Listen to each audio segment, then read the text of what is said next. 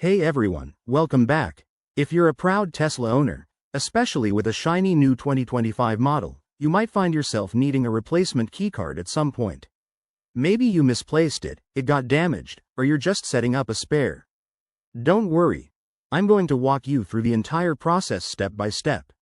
It's easier than you think, and by the end, you'll have that new keycard in your hands. First things first, start by checking your Tesla account. Log into the Tesla app or website using your credentials. This is where all your vehicle info is stored, and it's the gateway to ordering accessories like a keycard.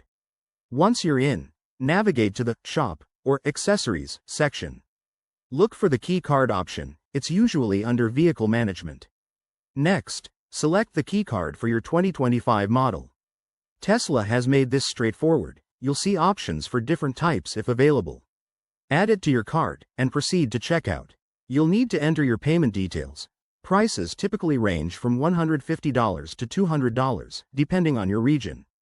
After confirming your order, choose your delivery method, home delivery or pickup at a Tesla service center.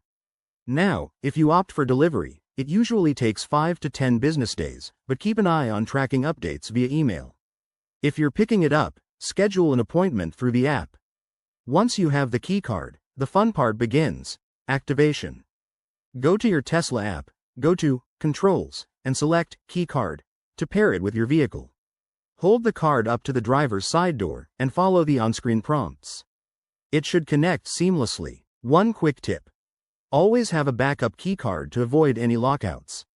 Also, if you're experiencing issues, contact Tesla support, they're super helpful.